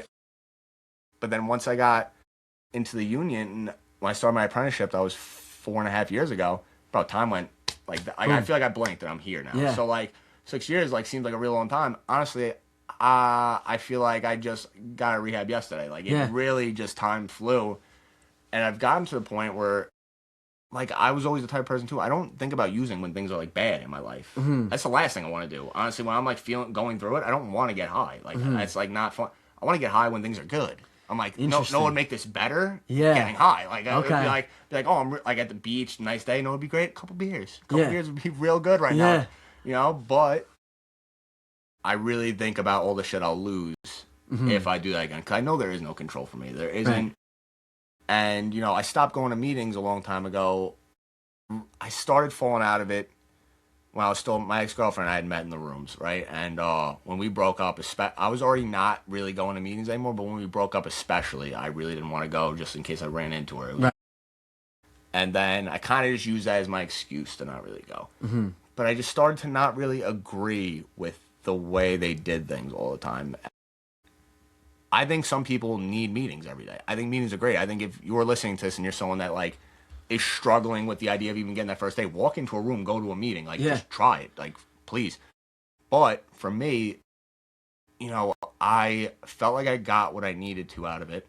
I still talk to a lot of people. I'm not against walking into a meeting right now. Like I've had a buddy, like my buddy's celebrating the 22nd. I'm gonna go to a celebration. I'm gonna go to a meeting. I'm not against them. I think they're a great thing. For me personally, I just felt like, and this is a dangerous thing to say, and this is where like some people like kind of don't like it. It's like I got it, like I got it. Like, and it's not like I'm cured. I'm not. I'm an addict through and through. But I have a lot of people in my life. I don't just like keep things close to the chest anymore. Like, I talk to people still. Like, and I was fortunate enough to have a great group of guys. And like I was telling you earlier, like with like paintball, like all of them are misfits. They're all guys that have been through something like me or worse, or you know, they all get it. Yeah. And like I can express a lot of things with them that they're like, yeah, dude, yeah, same. Like they all get it. And like I tell them like, you know, trauma and things that I've been through that I haven't necessarily told, you know, people real close with me. And it's not because I don't it's different. And I was explaining this to one of my buddies, like, again, a kid I knew maybe a year at this point. I'm telling him things I've never told anybody else in my life. And it was easy to do so because it's not that I don't want to share these things and get them off my chest, or like, you know, in meetings I found where I would start sharing these things so other people could relate and like hear these things that I've gone through. And it was easier with strangers because like people I grew up with that like didn't, you know, I've known them my whole life and they don't know the shit about me. I'm going to tell you, because I kind of did that. I told like 2 people about, you know, and then they just felt bad. Now they're just like, dude, I never knew you went through that. I'm like, well, dude, don't feel bad. Like, you couldn't have done nothing. Then it gets like, and now it's like, oh, I'm sorry. Like, I got to like coddle you kind of now. It's like, but like strangers are like, yeah, man, like whatever, you know what I mean? Like, it's like, it's different. Like, they didn't like, bro, I can't believe I've known you my whole life, and like this is something that you've been carrying, and like now it's like they feel bad, and it's like that's not why I told you. I just kind of, I don't know why I did. I just fucking got it off my chest, and that's not too. I don't know. It just I feel like it's just easier to kind of keep like my family. There's a lot of things that like some of them don't know. Like I've been more open with my older brother since he's gotten like sober. Like we've talked about things that were a little more personal, over the years, and just sometimes it's easier. There's some things that I probably should address with a lot of people in my life. That would do a lot of healing for me. But since I, again, go back to like empathy, I am a real empathetic person. And I think me addressing some of these things that would probably help me a lot would hurt them more. Yeah. And I'd rather just deal with it. You know what I mean? Like, I'm okay. Like, I'm okay. There's things, like, there's moments, there's, again, like, it's hard for me to speak up, and there's reasons for that. There's things that happened to me when I was younger that became hard for me to always, like, voice how I feel at the time. And, I became, like, this, in those moments, especially, like, extreme stress, or anything, I become a quiet little boy again. Like, I'm not a 27-year-old man. I become a scared little boy again. Yeah. Maybe addressing some things with certain people, it would change that. Or maybe if I went back to therapy and really deep dove, it would change that. But I've been to therapy, and again, like, it's not like I've never talked about anything with people. It's like, it's all right here. And I don't know if it's not going to go away. Like, I don't know what to do with it. Yeah. I know what you're saying. Yeah. You know what I mean? So I think a good point that you make is you don't talk about certain things with family or close friends or old friends. Yeah. And I do think, at least for me, that helps me through therapy.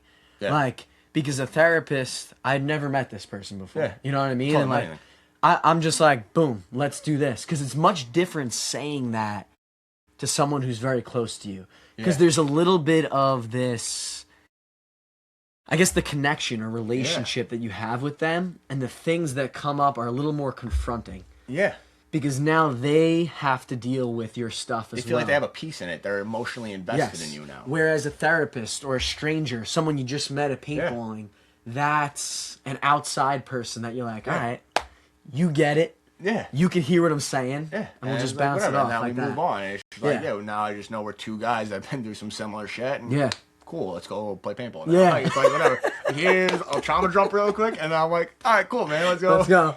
Yeah. So, like, it's just, but there's like it's funny, I see like something I actually really want to do, which again, there's like the gray areas of recovery where, it like I've been seeing like the ayahuasca treatments and shit like that, like microdosing mushrooms and like they're all things that definitely pique my interest, but again, it's like I have to weigh out the options of, is this something I want to do because I want to go get high? And like, or, the ayahuasca thing, I've seen so many videos. My algorithm is literally nothing but like. Also, I love. I know Aaron Rodgers does that. Like Aaron Rodgers. Yeah. But like on top of that, like I love stand-up comedy. That's like one of my favorite. That would be like really my dream if I could go do that. But I think you would crush that, bro. I really would love to try one day. I actually once in a while will write down like notes I have of like jokes, like bits, but like it would just terrify me. But I would love to try it one day. But that would be like my real dream, to be able to go do stand-up. But a lot of stand-up comedians have done ayahuasca, dudes like Theo Von. I'm like blanking on names right now, but like a lot of dudes I've watched for years. Like I've not like I know them, but like I've seen their stand-up, and then now I see their stand-up posted or like their podcast. Not like I know these people, but like you can see the change in a lot of these people. Yeah. Like, and I know the struggles they've gone through because they talk about them, and like I listen. And then, like, their experience with a lot of these things, again, though, this is kind of me, like, taking a shortcut because I never really did step work. Like, the 12 steps of, like, the program, when I was 19, I got up to the 9th step, which is where you start to make, like, an actual amends to people. Okay. And I never did it. Okay. I just stopped, and then I relapsed. And then I got up to my 4th step, like, 4 years ago at this point, which is a bad place to stop, which is where most people stop, is where you write down your list of resentments, which is where it gets dangerous because now you're literally opening up a door of like all your past trauma, all the shit that's happened to you, all the things that you're still, angry about, and you're writing it all down, and that's what I did, and then I never did anything with it. Okay. So all that's right here, always. And, it was weird because, again, like, I was talking to my sponsor about it. I remember when I originally first started the list, and I'm like, dude, I got like 3 things to write down. And he's like, no, you don't. And I'm like, dude, 3 things. He's like, there's way more than that. I promise. Like, everything. He's like, I don't care if it seems small. He's like, don't, because I do shit like this where I'm like, you know, but it is what it is. You know, like, kind of like that shit. Let it like, go. Push it aside.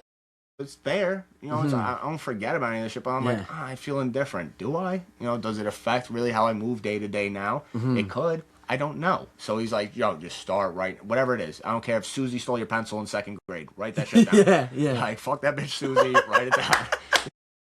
Whatever you gotta do.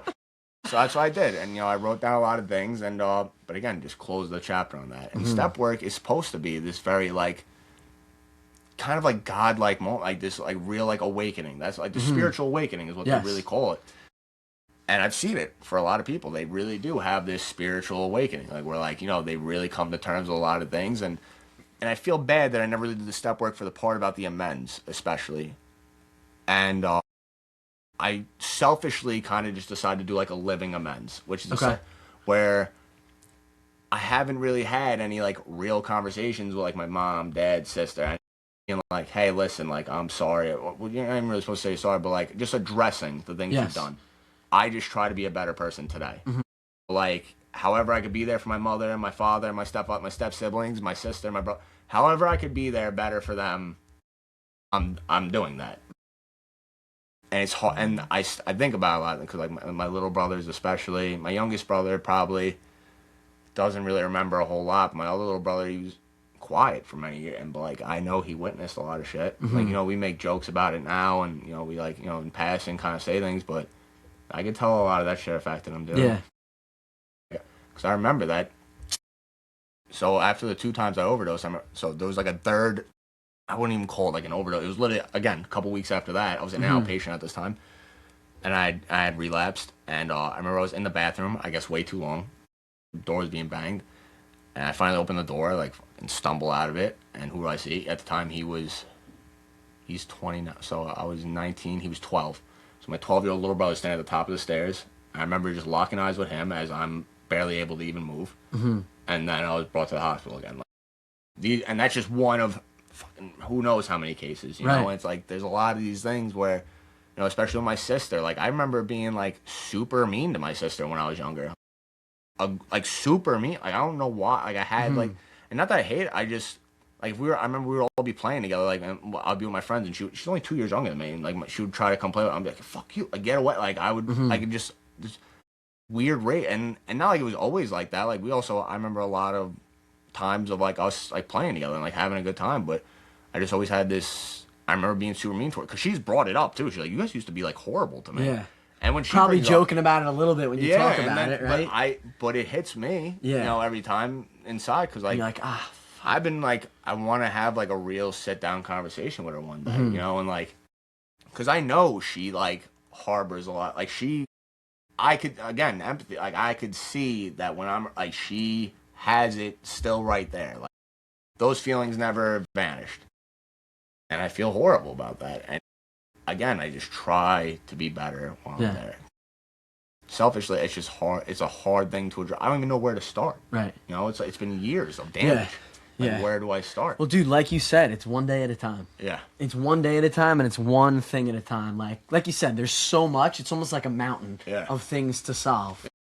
Chip at it. Yeah. So that's why I'm really just trying to do that now. And like I said, like today, life's really good, dude. Like, especially like the past 2 years, like, has been the best 2 years of my life. That's awesome. And like, you know, after me and my ex had broken up, I was in a real dark place. I just moved out, got an apartment. I was still on apprentice rate. We moved in together. When we broke up, we made it 2 months together before I kicked her out, really. And now I'm paying $2,300 in rent a month. I didn't have that. I was like literally maxing out credit card just to like. And again, this is where, you know, the type of person I am, just being as honest and open and vulnerable. Again, with strangers. My landlord had known me 2-3 months at this point. I'm pouring my heart out there. She had no reason to listen to any of it. And again, she just was like, Dylan, I trust you. You don't seem like the type of person that's going to fuck me.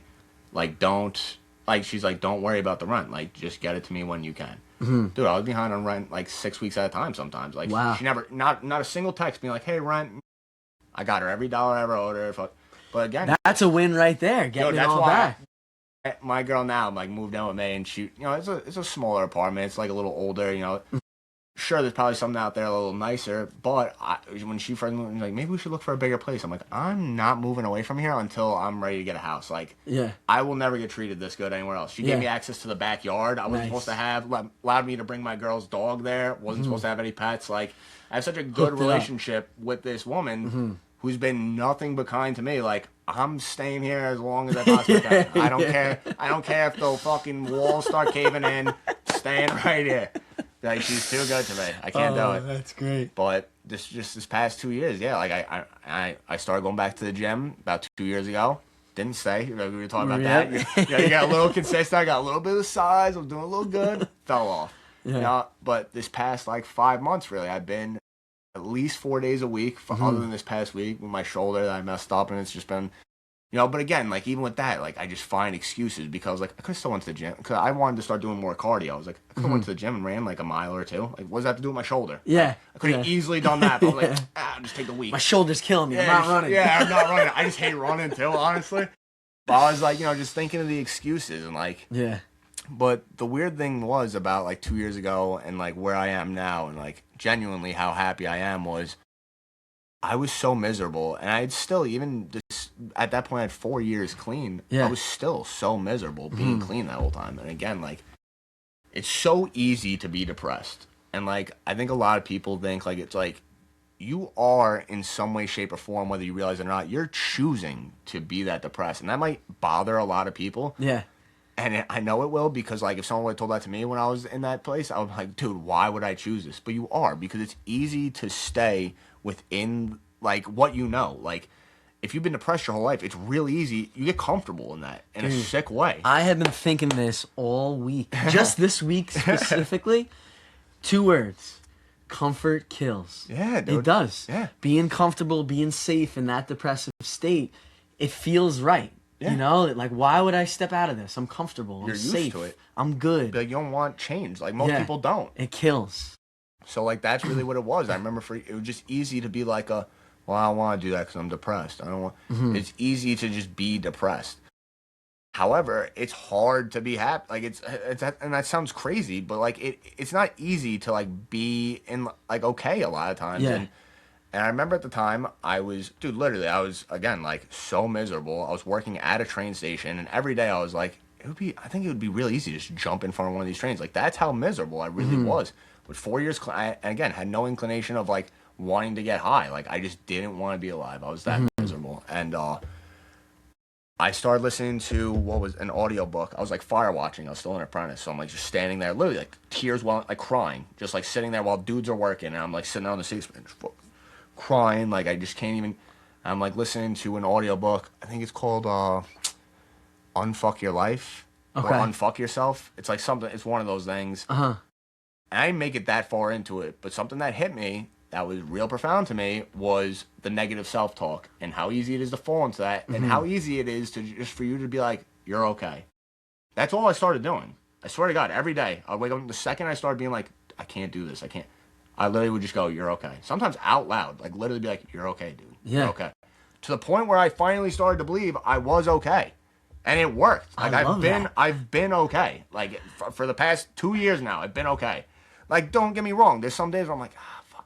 But the second those doors started creeping, I'm like, I don't want to do this. Dude, you're okay. Like, you're all right. Like, it's like, most of the problems I have in my life now are problems that most people wish they had. Yeah. You know what I mean? Like, a big thing for me too is gratitude. Like, the little things that, like, you're kind of like, I gotta go to fucking work. You get to go to work, dude. Yeah. Like, you get to have a job, whether it's a shit one or not. Like, make whatever you're doing in life better for yourself. Like, whether you're working at McDonald's, like, go be the best cashier, burger flipper you could be. Yeah. Just go do it. Like, I really believe in, like, energy and what you put out there, you get back into the world. Like, I've always tried. Even when I was struggling, I really tried to when I was around other people. That's why it was shocking to a lot of people too, like, especially while I was clean, that I was, like, suffering so much. Because when I was kind of masking it. Because when I was out, I was trying to be this, like, positive and happy guy. But when I was home, I was very, like, sad and unforgiving towards myself. And, it took a lot of, like, that self-love. And And finally, and having having my girlfriend that I have in my life right now, like Victoria, truthfully has like made me want to be a better person. Like it's hard. Like I was telling you this before. Like, dude, she's up at 3:30 in the morning, going to the gym, makes me food. Like it's like it's hard for me to not want to be in the gym and like motivate myself and push myself when I'm watching her do that. And then she's gonna sit there and I'm gonna be eating a sleeve of Oreos every night and like just being a bum. Like I can't. Like she does so much for me, and it's allowed me to really be able to take care of myself as well. And in turn, I'm able to take care of her. And like we have this real like. It's not a 50-50 relationship where it's like I do this and she does that. Like there are some jobs, but there's days where she might be working late. I'll cook tonight. Like there is we have like our kind of tasks that we kind of take care of, but sometimes lately, like for the past 4 months, I was working 6 days a week. I was working almost 60 hours a week. I was grinding. So like I wasn't. By the time I was getting home I was still going to the gym. So I would get out at 5, get off the train at 6, go to the gym. I wasn't walking in the door till 7:30. I'm up at 5. I wasn't really cleaning. I wasn't really taking care of anything. The dishes were piling up, and these were things over 4 months where, she expressed to me, listen, it's starting to become a little overwhelming. I know you're working hard, but can you try your best to, take care of some of these things for me? Mm-hmm. And I would still fall short, but she would never attack me for any of it. It was always she would express how she felt, and, if I could do my best to help her, and I did. And, I have bad ADD, so there's sometimes there's a list of things I really want to do. Mm-hmm. And I just don't do them. Like, it's just, like, hard. And something that drives me, which is so annoying about ADD, and I don't know if it's an ADD thing or it's just the way I'm wired. If I'm thinking about the dishes, I'm literally about to go do them. On my phone, I'm literally 4 seconds away from putting it down. I'm going to go do the dishes. And she goes, hey, don't forget about the dishes. Fuck you, I'm not doing the dishes. I don't know what it is. But I'll forget. And she has to remind me. But I get so annoyed that she reminds me. But now we're on day 3. I forgot to do the dishes. But how dare she remind me to do them? That's like my sick thinking. Like I get like this. I get so irritable about the dumbest things. And again, like a past me would freak out about something so. And again, she'll say it, and I will get annoyed a little bit. But I try not to react. It's like okay, baby, and I go do it. Like I try to reel it in because it has nothing to do with her. It's just my own. It's my own thing. So again, we have a real good communication, and she is bro. Without her, truthfully, a lot. Bro, my apartment would be bro. It's funny. My boys when they first came over, when I got the apartment, to before she moved in, it was literally I had 2 empty bookshelves right there, literally nothing on them, just letters and everything else on it. There's nothing on the wall, just looks like a single dude living there. Dishes piled to the top. Just a mess of an apartment. She moved in. My buddies came over. They're like, dude, you can tell that Victoria's living here. Actually, it's all clean. The shit's in order. Completely turned There's around. books on your bookshelf. There's decorations. It's nice in here. I was like, you could really just thank her. I still throw my clothes on the floor. That drives her nuts still. But again, I do try. And, she'll get annoyed sometimes. And again, she'll get annoyed, and normally that would really piss me off that she's mad at me. I take a step back. I go, well, you know what? She's kind of right. I gotta be you know what? Whenever she gives me a little bit of attitude, a part of me where I'm yo, what? Who the fuck are you talking to? Are you really? And I'm like, that's probably warranted. She probably told me to do dishes about 47 times in the past. It's warranted. I'm able to take a step back. Telling you earlier, that brick wall and having my foot on the gas all the time, that self-awareness. Am I gonna let off the gas or not? And hitting it, it's I'm really starting to hit the brakes more now. Good. I'm trying to really take that step back. And that's what's really been the big difference for me over these past couple of years. I was gonna say, so it seems like the past 2 years have really been past 2 years specifically have really been huge for me. Yeah. And truthfully, it really just all started with the "you're okay." Just telling myself I'm okay. That's all it took. I love that. And I don't know if that was just for me or that's going to work for everyone. But, if you allow yourself to sit in the this sucks, she sucks, he sucks, this sucks. The victim state. You're going to stay in that. Yeah. It's because again, it's easy to be, rageful, annoyed, pissed off at the world and this and that. I even deleted Instagram a couple times just to get off and, I go back on. But it's, it's hard to, stay away from it. But if you allow, my algorithm started becoming really bad, politically and everything else, leaning every which way. And again, I'm so skeptical of everything I read anyway. I'm like, I don't even know what to believe. And it's just, and I'm like, can you believe what's going on now? And I'm like, dude, so I just started. Not interested, not interested, not interested. I don't, anything I see politically pop up on either side, I don't give a shit. I'm like, not interested, Clean don't it want to out see it. completely. All my shit's just like memes and like fun shit now. I'm like, that's all I want it to be. I'm like, I can't deal with like because I have dudes at work. I was like, can you believe what's happening right now? I'm like, I don't care. I don't care. It's not here. It's not, I mean, I'm not even registered to vote. I'm like, what do I swear, I'm still not even registered to vote. Like, what do I have no opinion on politics. I shouldn't have one. I'm not voting anyway. So like, I don't care. It's a good step back, and it sounds like since that step back, dude, things have cleared out a little bit. Dude, I found myself like I was getting a little riled up. like, dude, whatever. I'm like, because again, like, it's so easy to fall into like rage bait, dude, on anything. I'm like, bro, like, everything's on the internet now. I'm like, there's horrible shit everywhere. Sure, there's also a lot of like my algorithm slowly is starting to become like, hey, look at this cool shit that just happened. You know, like there's still like look at the good things in the world. There's a lot of good things in the world, but it's real easy to fall into all the bad with all the camera. Like anything can be perceived as bad, really. It's bad for maybe one person, not everyone. You know what I mean? Like anything could be perceived as any which way. It's like, dude, there's a lot of good shit going on too. Like we got cool things going on in the world. Let's look at that also. If you like just take a step back from your phone, like life isn't that bad. And again, there's where people, well, you're just a privileged fucking whatever. It's like, I mean, maybe, but like, I don't know. I used to be super fucking miserable, dude. And like, I stepped away, and now I'm not so miserable. So maybe if you just try that, it might work out. Like, I don't know. I'm not a doctor or scientist. I just have some experience in some things, and like, I'm not all knowing. I'm not, I'm not perfect. I'm human, dude. Like, but I've been through a lot, seen a lot, and I just know like. It's way better being on this side of the fence. Of dude, just, I'm so happy for you, man. Really, like seriously, it seems like so it's 6 years sober, and the last 2 years almost really seem like the 2 years. Literally the best I've ever felt in my life, and it really just just unbelievable. It's just unbelievable. Yeah. Yo, can I ask you? And I try to end every episode talking about my faith. Yeah. Is there something? Whether it was in your darkest moments, any of those dark periods where there was something that got you through challenging times. I do believe in God, but in like the most annoying way where I'm like, I'm spiritual kind of, like sometimes, Well, you mentioned the spiritual awakening before. That's what I was wondering. Because they say in like meetings, right? Like when you go to like, and it's not a God program, it's a spiritual program. You know, whatever your God is, Allah, Buddha, Muhammad, whatever it may be, Jesus. Doesn't matter. It could be a ceiling fan. It doesn't matter. Whatever gets you, through the day, pray to it. Cool. And I grew up Catholic, and for years I went to the Catholic, got confirmed, did the whole nine, right? And while I was younger, I really had that strong belief in Jesus and all that, and as I got older, just.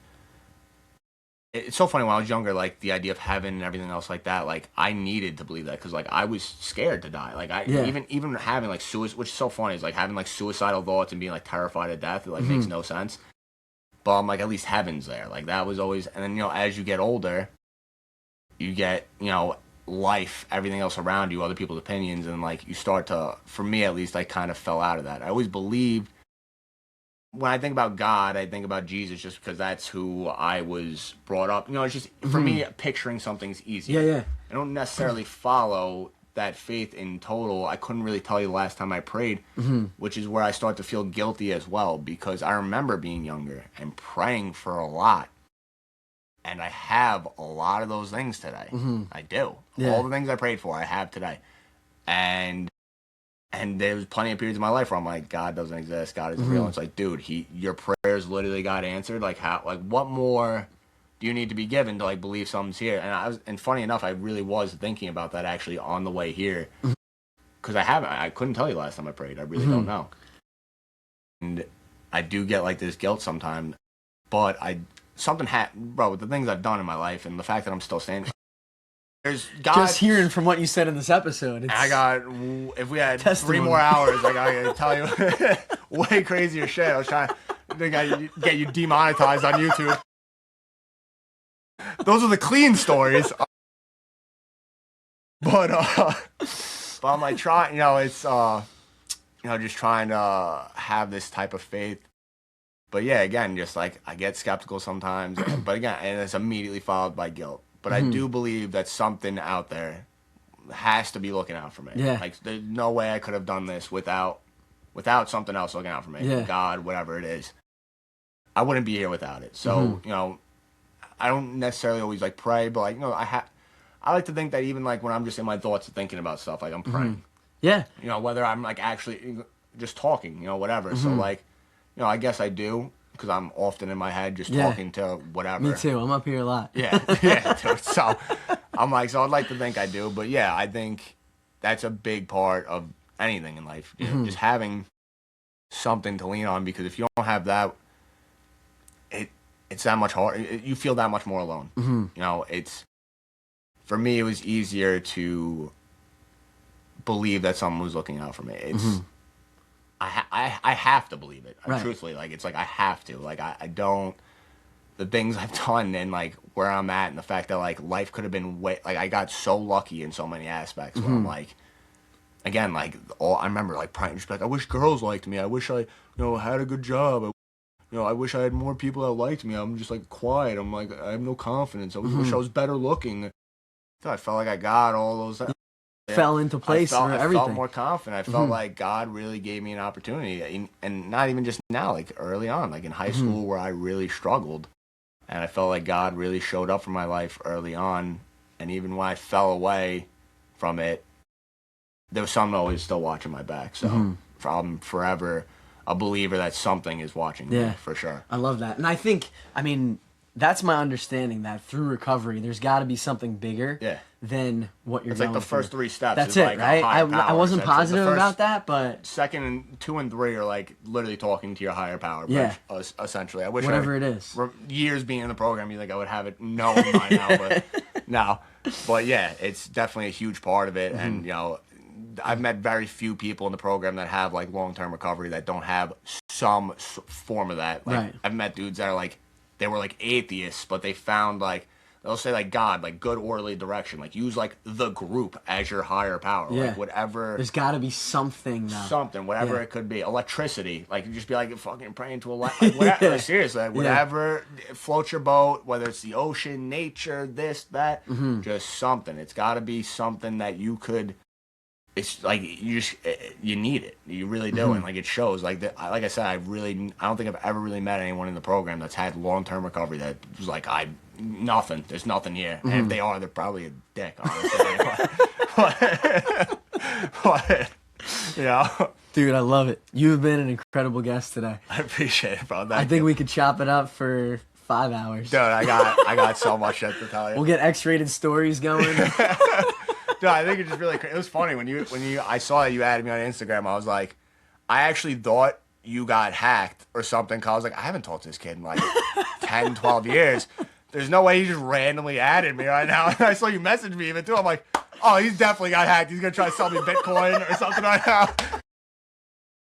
But no, I was like, I really appreciated it that you reached out to me, because I tried, doing something like this years ago, sort of when I was out in Arizona posting videos, whatever. And I just fell off with it, but I really think it's great that you're doing this. And like, I watched a couple episodes, and even like when you sent me that list of questions that you wanted to ask me, I could tell that you actually put real thought into this. And like, this does mean a lot to you. Yeah, so, like, absolutely. This is huge. And you know what's cool is, like, you have a story, and your story is loaded. We're going to have to unpack this episode big time. But everybody's got a story, you know? And it's like, whatever it is. We have all different guests come on from, of course. Recovery, cancer. Like, we just had Ashley for endometriosis last week. Like, I was listening to that. And it's crazy how everything that we go through, it really does impact our mental health. And I think it's really important to talk about stuff like this. So. And just one last thing, too. Like, I remember... This is something I just wanted to say. Like, I remember coming to like comparing, right, to yourself to others, and like, oh, like what you're going through isn't as important. It's not about the actual story in itself of like you could stub your toe, that might ruin your whole day, dude. That might ruin your month. You have no, like, I don't know. It's whatever situation in your life makes you feel. That's how you're feeling. It doesn't matter what the thing is. Your feelings are real. And I remember even like this girl. She's still sober now. I don't even know how many years now at this point. Her name's Kelly. When I was in early recovery, I haven't seen her in years, but I still see her posting. She's doing great in life. I'm really proud of her. Someone I used to be really close with. And I remember one day her talking to me going, I just hear people's stories sometimes. I go, like, I just wasn't that bad.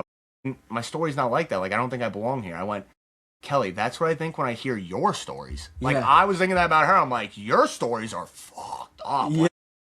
And she's said, you know what I mean? And so she didn't even put it into perspective. No, exactly. Like, perspective and everything is, like, huge. And, like, don't compare stories. Like, that's something that, like, it's about the emotions, the feelings. Like, there was trauma that I went through when I was younger that I didn't share for a real long time because what happened to me felt real minuscule in comparison to what I heard from other people. I'm like, no, that's bad. I'm like, I feel even weird talking. I'm like, I had a good deal in what happened to me. That's how I, you know what I mean? But what happened to me fucked me up a lot. But I didn't realize that because I was comparing to everyone else's shit. So no matter what you're going through, it's about the feelings. Don't do the comparison of like how big or how small it is. It could be fucking huge for you. Yeah. Like talk about it to somebody. To someone else, it might be like, oh, that's nothing. But if it's weighing on you, it doesn't matter. Everything affects everybody differently. And if you're going through shit, like this is important. Like, don't downplay how you're feeling. The biggest thing I could say to anybody is like, what you're going through is what you're going through. How silly it may seem or not. Dude, and maybe someone might, bust your balls about it, be like, dude, really? It's like, but dude, still, like, people go through shit. Like, everyone's going through something. And if, like, take away anything from this, just tell yourself you're okay, and just one day at a time, make the next step, and just, you'll get there. I promise you, you'll get there, so. Dude, you had a great impact on me, and I think people who listen to this, you're going to have a great impact on them, brother. too. I appreciate it, for real. Awesome. Thank you. Guys, thank you so much for tuning in to Mental Health Matters. As always, me and Dylan just had a great episode here. He shared some great stuff, and remember that your mental health matters, and you're not alone. We'll see you back here next time.